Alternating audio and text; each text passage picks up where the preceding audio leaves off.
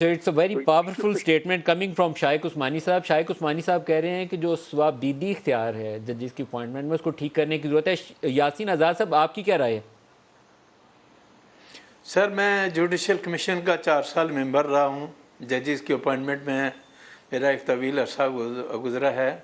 Actually 18 amendment کے بعد جب 19 امینڈمنٹ آئی تو اس کا بیک گراؤنڈ یہ تھا کہ پہلے چیف جسٹس اور 2 سینئر جج رکھے گئے تھے اپوائنٹمنٹ کے سلسلے میں، لیکن جج صاحبان نے اپنی اکثریت ثابت کرنے کے لیے کمپیل کر کے پھر کیا کہ 2 ججز کی تعداد بڑھائی.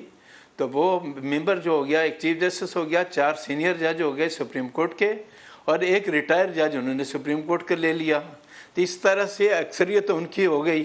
تو سر 4 سال کے پیریڈ میں نے دیکھا کہ ججز کی اپوائنٹمنٹ کے صورت میں جو ہم بار کونسل کے نمائندے تھے یا لا منسٹر یا اٹارنی جنرل ہوتا تھا، اٹارنی جنرل وغیرہ بھی ان کی ہاں میں ہاں ملاتے تھے، اس لیے کہ ان کی اکثریت ہو گئی تھی اور ان کو پتہ تھا کہ جس آدمی کو ہم جج بنائیں گے وہی جج بنے گا. تو آج بھی 4 سال کا جو طویل عرصہ جو میں نے دیکھا، وہ چینل پہ میں پورا کے پورا بتانے کی پوزیشن میں نہیں ہوں. میں نے بہت کچھ دیکھا ہے کہ کیا ہوتا ہے کیا نہیں. میں نے تو ایک دفعہ کمیشن کے اجلاس میں یہ بات بالکل واضح طور پہ کہی تھی کہ جوڈیشل کمیشن جو بنایا گیا، جو پاکستان بار کونسل کی ریکویسٹ تھی کہ یہ طریقہ کار ہونا چاہیے، تو میں نے میٹنگ کے اندر کہا تھا کہ اب میں اس نتیجے پہ پہنچا ہوں کہ ججز کی اپوائنٹمنٹ کا جو پرانا قانون تھا وہ 100 درجے بہتر تھا بجائے اس کے. تو اب سوال یہ پیدا ہوتا ہے کہ 175A میں پاکستان بار کونسل نے رولز بنا کے دیے، ہمارے 5 6 7 سال سے رول پینڈنگ ہیں. کئی دفعہ میری موجودگی میں یہ میٹنگ ہوئی کہ رولز کو امینڈ کریں. سر ایک وہ پوائنٹ پہ ثوابدیدی جھگڑا اختیار تھا. کم کرنے چاہیے یاسین صاحب؟ یس سر نو؟ سر کیا میں وہ وہی کہہ ثوابدیدی رہا تھا اختیار کہ کم کرنا چاہیے؟ سر ایک لمٹ کے اندر اگر وہ ثوابدیدی اختیارات استعمال کریں تو زیادہ مناسب ہے.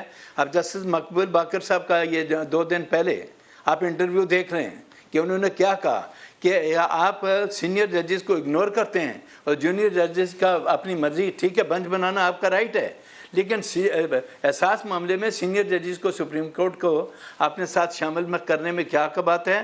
جیسے فیض عیسیٰ نے اس معاملے میں لیٹر لکھا چیف جسٹس کو، اور اس کے بعد بھی یہ معاملہ آیا کہ سینئر ججز کا ایک بریک قریب آ گئی ہے. آج خان صاحب جو معروف قانون دان ہیں انہوں نے بھی تقریر کے اندر یہ سوال اٹھایا ہے کہ جو اہم آئینی معاملات ہیں اس میں 5 سینئر موسٹ ججز کے اوپر پینل بننا چاہیے، بینچ بننا چاہیے.